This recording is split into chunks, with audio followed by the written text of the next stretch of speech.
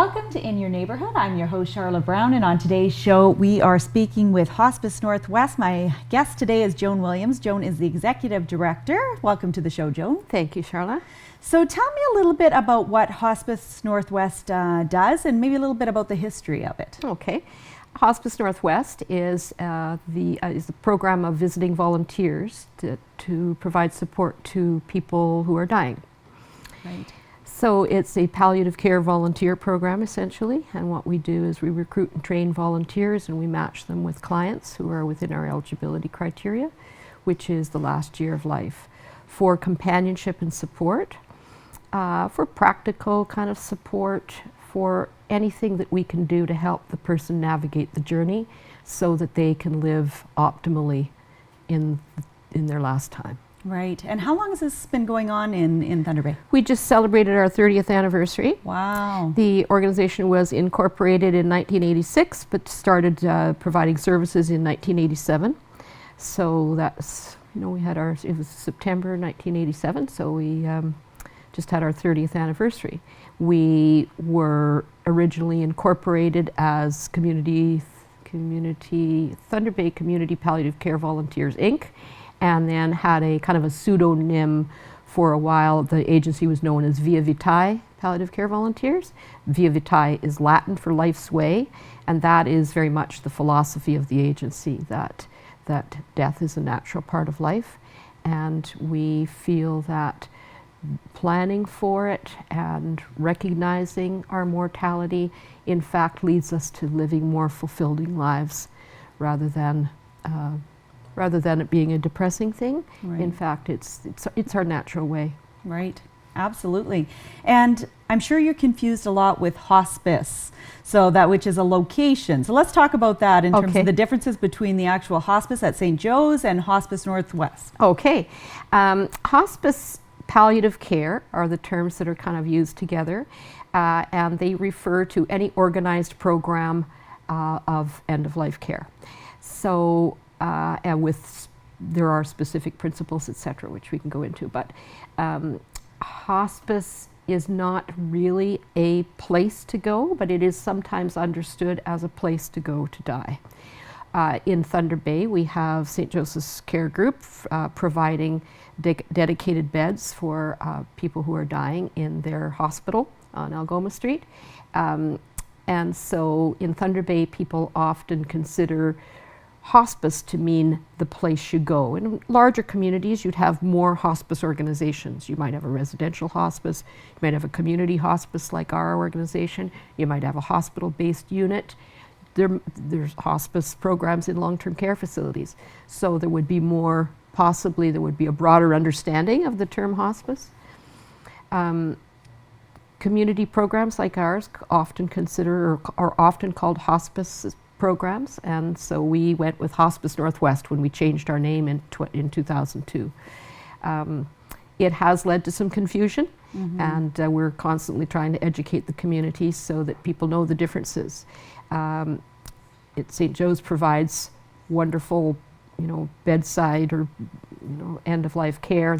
The medical aspects of palliative care are done there in a very expert way. Our program is completely different. We don't do any of the medical aspects of hospice palliative care, only the human connection, the companionship and support. Our volunteers do the kinds of things that nobody on the medical team has the ability to do because they don't have the time or the resources. Right. They're clinicians. They do excellent pain and symptom management and all the other sort of holistic aspects of palliative care. But when it comes to somebody sitting down to talk to you about your fears and anxieties and putting your plans in place, it's the trained hospice volunteer. Now, so our volunteers go through a considerable amount of training, which is organized and accredited through our Hospice Palliative Care Association of Ontario.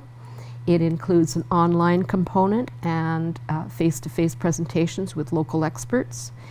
And through that training, the volunteers learn about the experience that their clients are having in their lives. They learn about the experience of getting a terminal diagnosis and managing your chronic disease and then what a person goes through when they approach the end of their lives. Right. And so the volunteers have a sensitivity and an awareness of that. They learn to be compassionate, and they come to this work because they want to help and be compassionate. All our services are strictly confidential, so the client is able to get anything off their chest that they need to and know that it will not go any farther. Right. And it often just frees people up to utilize their family resources, which are so precious, for those things which family need to be there for, like medical appointments and that kind of thing. Whereas the volunteer can take them out socializing, or can spend leisure time when a person's still able to. Maybe they wouldn't be able to do that alone because they're too sick, but they're able to do it with a support person. Right. And I'm sure you have clients too that don't have any family, that if they didn't have a hospice support person, they maybe wouldn't have anybody at all. Yep. Unfortunately, that's not uncommon in our community, because so many of our youth leave town, and they of course come back for visits, but they're not able to be here on a 24/7 basis. And so sometimes, unfortunately, the volunteers pretty much acts as a family member when the family is unable to be there. Generally, we feel that we complement the role of the family.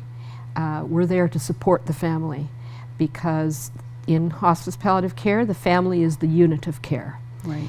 We don't ever expect anybody to be able to be treated in isolation of their family, because family is such an important, so important at all times of life, but particularly then. Absolutely. And do you find it a challenge at all to find volunteers? Like, to me, I think that would be a tough job to volunteer for, but maybe that's some people's calling in life. It is some people's calling, and the people that we get that come to us because they want to do this are really special people, and I have so much respect and admiration for them, because they're walking into a very intimate experience with a person who's having a lot of, might be the most stressful time of their lives, and they're just finding a way to make themselves helpful. Absolutely. And it just, in my opinion, it takes a lot of courage, and the rewards are vast.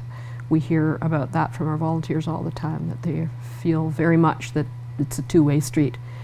That they give and they receive. Right, absolutely. And we talked about how hospice is different from Hospice Northwest, one being kind of the location where things, where people go, as opposed to the support and care. Is there a connection between the two? Oh, yes, thank you. There is a connection. The staff, the social work staff at the hospital at St. Joe's frequently make referrals to us for support for people.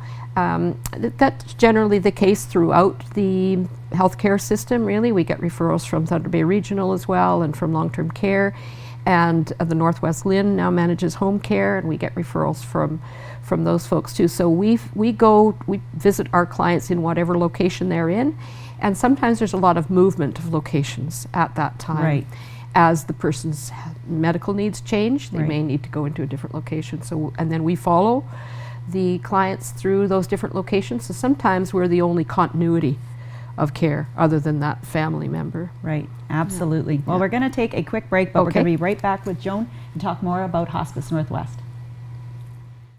Welcome back to In Your Neighborhood. I'm your host, Sharla Brown, and on today's show, we've been talking with Hospice Northwest. My guest today has been Joan Williams, who's the Executive Director of Hospice Northwest. And before the break, we were talking about care and where care is given. So basically, wherever, if somebody's still at home at the end of their life, or whether they're in the hospital. Is this just in Thunder Bay, or do you provide this in other places in the region? We do have regional programs. We have our mandate covers the district of Thunder Bay, so everything to the east in our region. So we have programs in Nipigon, Terrace Bay, Scriber, Geraldton, Long Lac, Marathon, and Manitouche. Right. And let's talk a little bit about how Hospice Northwest receives funding. Is this a government program? Is this is a government program. This is one of the sort of services in the Ontario Citizens Basket of Services, if you will. So these programs are funded all throughout Ontario by the LINs and the Ministry of Health. So yeah, this is a standardized offer. I think that the reasoning behind it is that dying is a special time. Dying is a time when a person really needs more resources than they would at other times in their managing their health care. And so so this is funded by the province. Yeah, absolutely. And you do some fundraisers throughout the year as well, because I know I've done some interviews about Hike for Hospice. Right, so right, exactly. Yes. Yeah, we get about half of our funding from government sources, and that would include the United Way of Thunder Bay. Maybe it's not fair to call them government sources. That's our community's donations. But so the LIN and United Way Thunder Bay make up about 50% of our funding, and the rest comes from grants and fundraising. We have a pretty low budget. We only have 3 full-time staff and a very low overhead. So because our services are delivered by volunteers who don't receive a salary, but of course they do require a fair bit of support and the coordination of the services, of course. And we do need to collaborate with our other healthcare partners in client care. So that we do within our small budget and need some fundraising and support from the community to do that. Yeah, absolutely. And does Hospice Northwest have an educational mandate? We do. So not only our training program, which is offered to all of the volunteers on our annual recruitment basis. Volunteers come forth, they go through an application and screening process, then they go into the training. Now people may become volunteers and stay with us for a long period of time, several years, maybe a couple decades if we're lucky. Or they may find that it's not for them, or someone in the family gets ill, or life calls them in a different direction or whatever. They still have that training and that education. So we feel that we've kind of sort of estimated that there are probably 500 to 600 people in the community of Thunder Bay who've received our training, and then throughout the district as well. And so we feel that we really have increased our community's capacity to deal compassionately with people at the end of life through that training.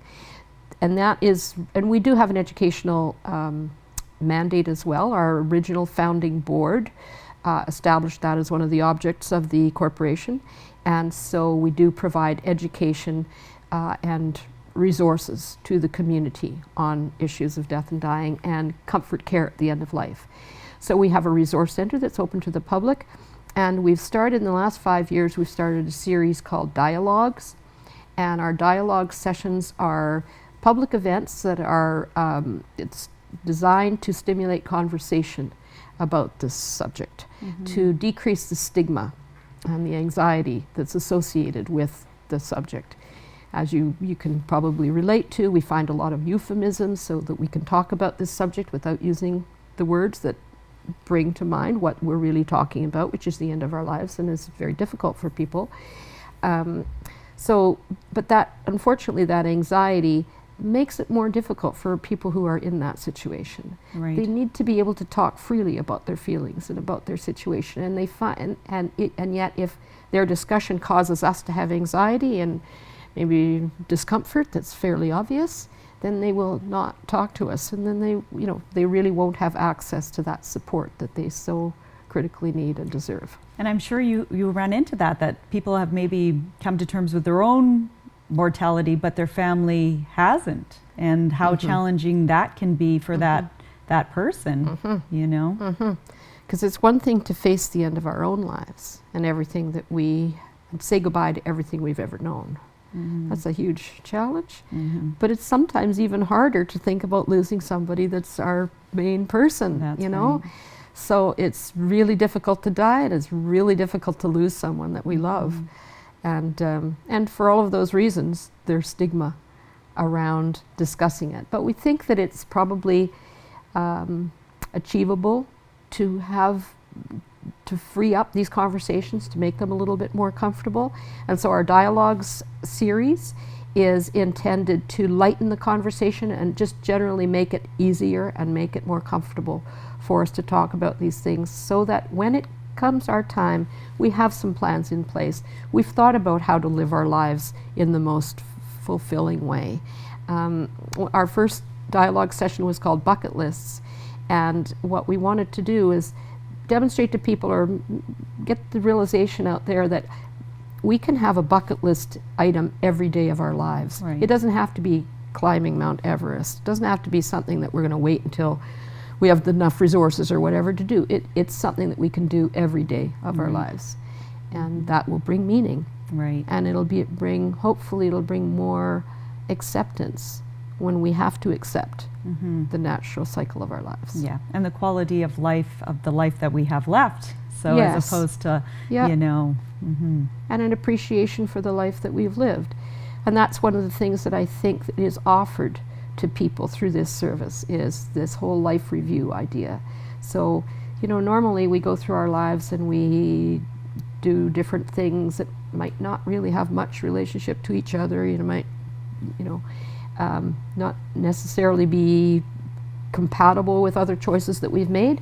But when we're dying, we need to look back on that and make some sense of it. We need to find some common threads, and some understanding of the spiritual impact of our lives on this planet. And so having a confidential, compassionate listener allows a person to put that story together in a way that makes sense for them, in a way that they can leave for their family members and their grandchildren or whatever. And I think it helps people to not exactly have closure, but to feel good about the lives that they've lived. And that's what we want. We want to feel good about the lives that we've lived, feel an acceptance that they can't continue forever, and achieve a peaceful death. Yeah, absolutely. So, like you said, the organization is made up primarily of volunteers, that without your volunteers you wouldn't be able to deliver these services. So I'd love to talk more about that in terms of, you know, what are the expectations of a volunteer, and kind of the whole process that they need to go through to become a volunteer. Okay, we have a really good website. We got a nice Trillium grant several years ago and redid our whole website, so it's very user friendly. Client referrals can be done through the website, and volunteer applications can be done, as well as some other communication features. But so a person can just go to our website, which is hospicenorthwest.ca, and they can bring up a volunteer application and just fill it out and submit it. Or there are other ways. I mean, we bring our hard copy applications out to different church groups, etc., when we're doing recruitment. Or people can just call the office, and we make it easy for people to apply. As I say, they go through a screening process. The screening process consists of a couple of character references, a screening interview that is with a couple of people, our staff members, and possibly another volunteer, just to ensure that if there's any red flags that come up in terms of a person's motivations, their motivation has to be about wanting to help others. The motivation has to be client-oriented, and we have to get a feeling that the volunteer is able to have to provide a client-directed service, so to take direction from that client and not have their own agenda.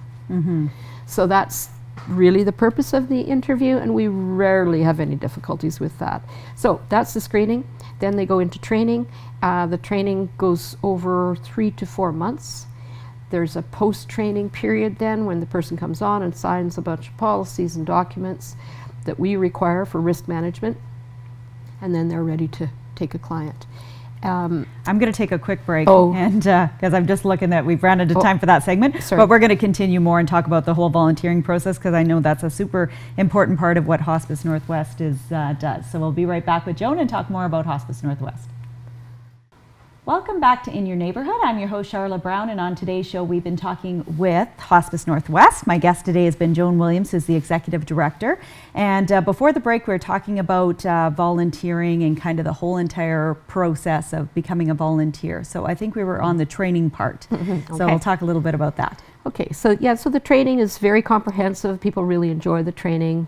Many people will say it's been a life-changing experience, and so it's great. I think it helps people to prepare for the intensity of the work. And the work isn't always super intense, but it can be. We ask a volunteer for 3 hours a week of their time after they're finished their training.